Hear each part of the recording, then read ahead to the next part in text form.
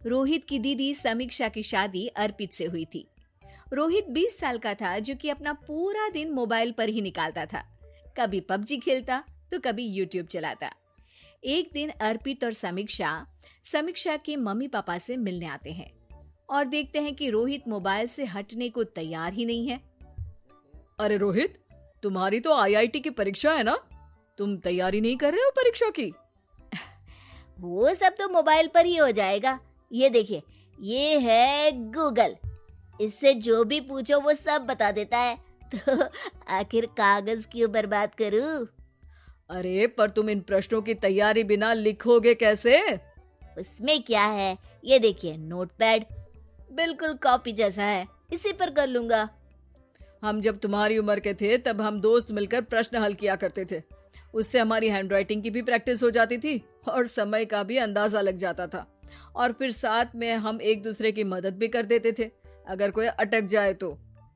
आपका जमाना अलग था जीजा जी, अभी जमाना फास्ट और स्मार्ट हो गया है। जमाना क्या, अब तो फोन भी स्मार्ट हो गया है। समय के साथ बदलना पड़ता है जीजा जी। अब बस भी कीजिए आप, हर चीज को लेक्चर में बदल देते हैं। रोहित अच्छा कर लेता है परीक्षा में। इतने में अर्पित के सास ससुर जी आ जाते हैं हॉल में और अर्पित इस बारे में बात नहीं करता।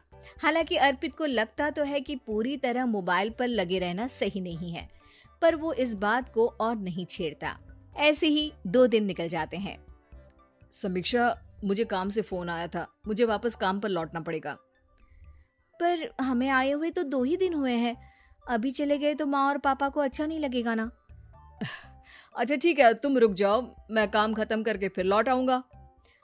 एक काम कीजिए ना, परसों रोहित भी परीक्षा के लिए निकलेगा, आप उसी के साथ निकल जाना। दोनों वैसे भी बात नहीं करते, साथ में जाएंगे तो हो सकता है आप लोग आपस में बातचीत भी करने लग जाओ। ठीक है, मैं काम को 2 दिन टाल सकता हूँ।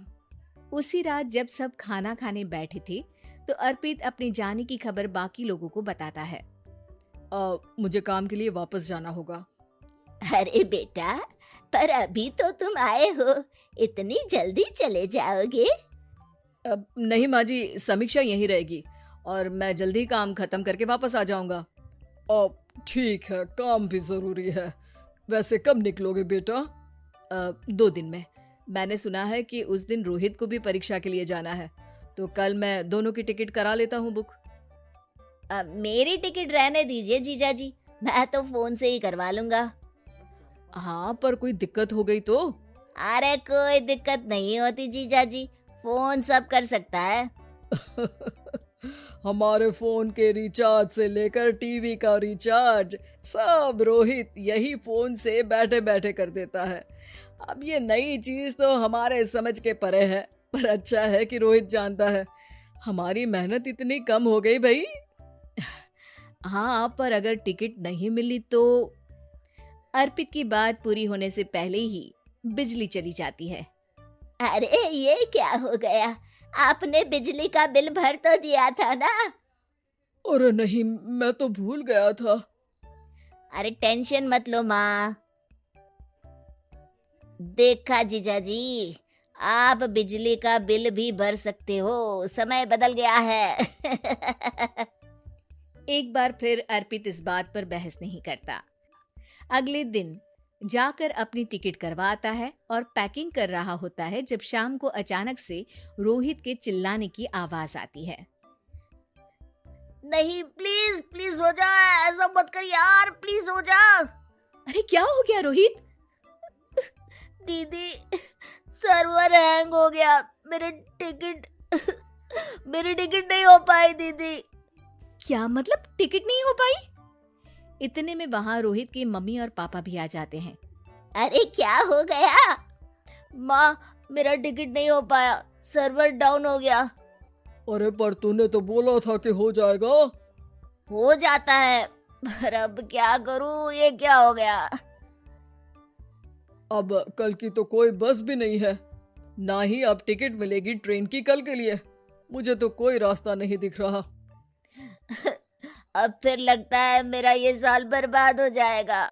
घर पर एकदम से दुख का माहौल छा जाता है और सब रोहित को डांटते हैं, पर इतने में अर्पित वहां आ जाता है।